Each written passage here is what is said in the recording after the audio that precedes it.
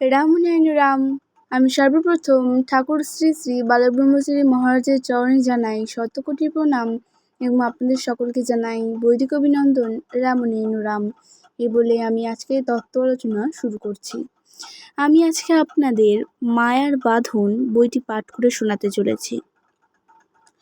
মহামায়ার বন্ধনে আবদ্ধ আমরা সবাই।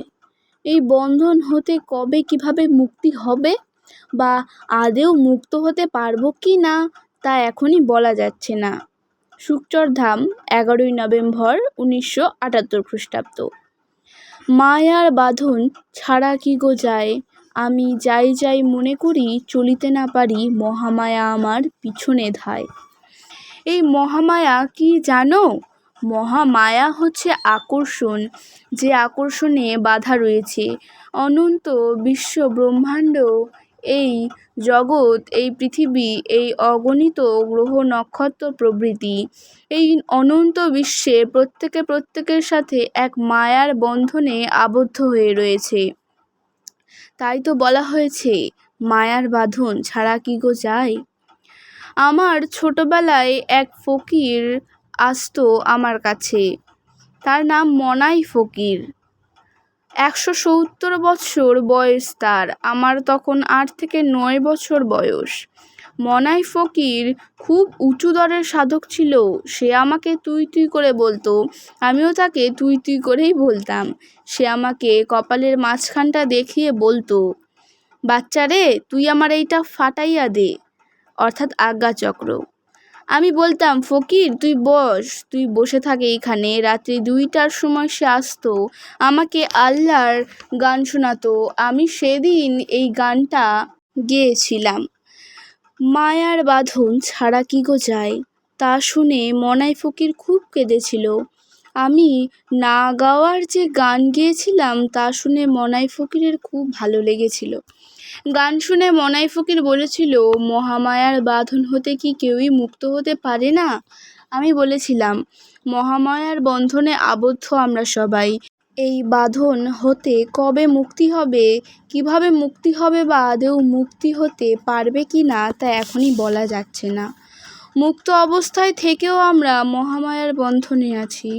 মুক্ত অবস্থায় থেকেও আমরা মুক্ত মনে মুক্তভাবে মহামায়ার বন্ধনে আছি।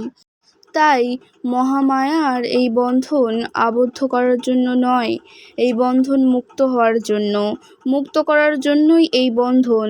জীব যাতে মুক্ত অবস্থায় থাকতে পারে তার জন্যই এই বন্ধন। মহামায়ার এই বন্ধন শুধু আপন কোটরে সীমার মাঝে আবদ্ধ থাকবার জন্য নয়, জীবকে মুক্ত করে দেওয়ার জন্যই এই বন্ধন। বন্ধন মুক্ত হয়েও জীব যে আবার বন্ধনে থাকবে, সেই বন্ধন হলো মুক্ত অবস্থার বন্ধন। জীব মাতৃগর্ভে আসে কেন? পূর্ণাঙ্গ রূপ নিয়ে বাহির হওয়ার জন্যই গর্ভে আসে। ফুল বিকশিত হয় প্রস্ফুটিত হওয়ার জন্য, বীজ অঙ্কুরিত হয় ফুটে উঠবার জন্য। তাই এই বন্ধন, এই মায়া, মহামায়ার এই বাঁধন আর কিছুই নয়।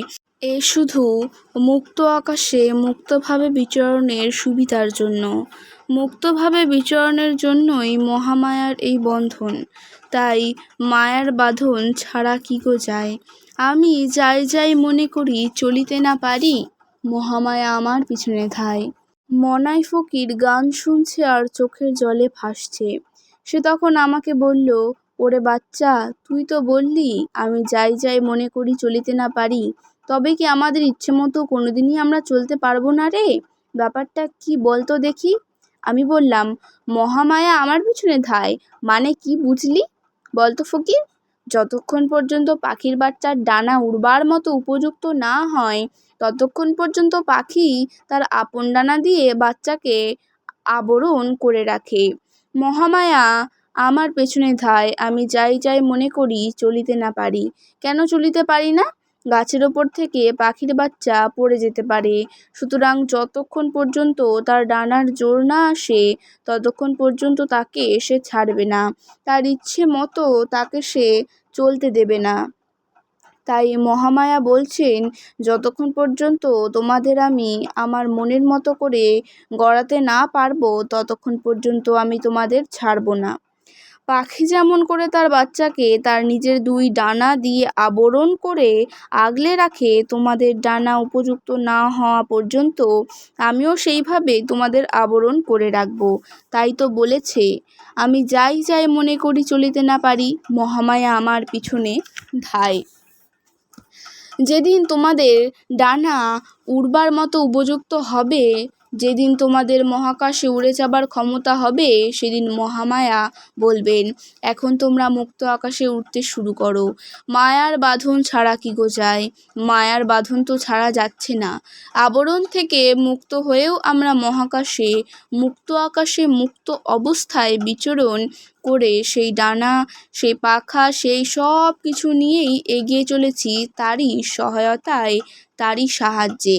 তার মায়া, তার আকর্ষণ কখনো ছাড়া যায় না। তার আকর্ষণ চির আকর্ষণে চির সংযুক্ততায় যুক্ত। সেই আকর্ষণ কোনোদিনই ছাড়া যায় না। এখানে অনেকে এর বিকৃত অর্থ করে বলে থাকে যে মায়ার আকর্ষণে আবদ্ধ থেকে মানুষ বিকৃত হয়ে যাচ্ছে, বিভ্রান্ত হয়ে যাচ্ছে, বিপথে চলে যাচ্ছে। সেটা ঠিক নয়। এটা সেই মায়া নয়। এই মহামায়ার আকর্ষণই মানুষকে এগিয়ে যাওয়ায় সাহায্য ও সহায়তা করে। এই আকর্ষণ কোনোদিনই কেউ ছাড়তে পারে না। চন্দ্র, সূর্য, গ্রহ, নক্ষত্র সবাই মহামায়ার আকর্ষণে যুক্ত থেকে আপন মনে মহাকাশের সুরের সাথে যার যার সুর মিলিয়ে যার যার আকর্ষণে এই মায়ার বন্ধনে আবদ্ধ হয়ে রয়েছে।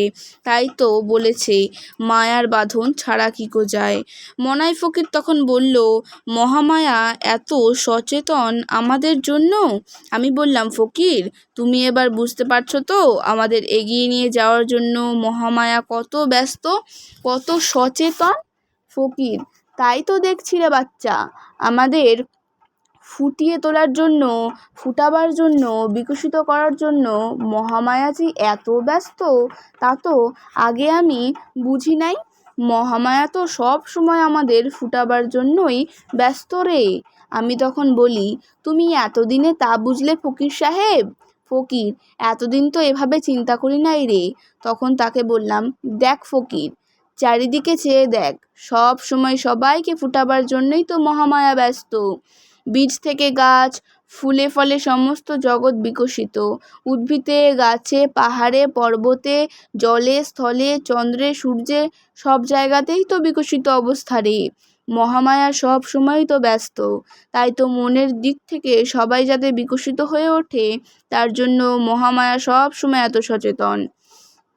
আমাদের সচেতনতার দিকটা যাতে আরও বেশি সচেতনতায় বিকশিত হয়, প্রকাশিত হয়, প্রস্ফুটিত হয়, সেদিক থেকে মহামায়া সব সময় অতি সচেতন। এর জন্যই মহামায়ার এত ব্যস্ততা। এবার বুঝতে পেরেছ তো ফকির মহামায়ার অর্থ? মনাই ফকির তখন বলল, এতদিন তো আমি এত সব বুঝি নাই রে। আমার এতদিনের চিন্তা, এতদিনের ভাবনা সব আজ পরিবর্তন হয়ে গেল রে বাচ্চা। এতদিন তো আমি শুধু ভেবেছি মায়ের বাঁধনেই আমরা আবদ্ধ, ভেবেছি মায়াই বুঝি আমাদের আবদ্ধ করলো রে। এখানকার এই মায়া যে সেই মহামায়ার মায়া, সেটা তো বুঝি নাই। ফকির বলছে, মহামায়া যে আমাদের সবাইকে সন্তানের মতো কোলে করে এত সচেতন করে নিয়ে চলেছে সেই মহাকাশের দিকে, তা তো আগে বুঝি নাই। আজ তোর কাছে পেয়ে গেলাম সেই আজ্ঞাচক্র ও সহস্রারের বর্ণনা। আমার পিঠ আজ তুই খুলে দিয়েছিস। এক বিরাটের দিক, সেই অনন্তের দিক তুই খুলে দিয়েছিস আজ। সেদিনের কথা আজ সব মনে নেই, ভুলে গেছি। মনাই ফকিরের কথা আজ আবার মনে পড়ল, তাই কিছু কিছু বললাম। এরপর সেদিন মনাই ফকিরকে বলেছিলাম, ফকির বল আর কি শুনবি? সে বলল, আর একটি গান শোনাতো বাচ্চা। আমি, মনেরই বাসনা যত শ্রীহরি পূরণ করে, যার যত বাঞ্ছা মনে ভক্তি করো, সদাই মনে শ্রীহরি চরণে। মনেরই বাসনা যত শ্রীহরি পূরণ করে, লাগলো হরির লুট নিতাই প্রেমেরই বাজারে, প্রেমেরই বাজারে নিতাই আনন্দ বাজারে। আজকে তত্ত্ব আলোচনা আমি এখানেই শেষ করছি। দেখা হচ্ছে পরের ভিডিওতে। ভালো থাকবেন, সুস্থ থাকবেন। রাম নারায়ণ রাম। প্রতিদিন এরকম নতুন নতুন ভিডিও দেখতে হলে আমার চ্যানেলটিকে সাবস্ক্রাইব করবেন এবং পাশে থাকা বেল আইকনটি প্রেস করবেন। ভালো লাগলে অবশ্যই লাইক, কমেন্ট এবং শেয়ার করবেন। ধন্যবাদ।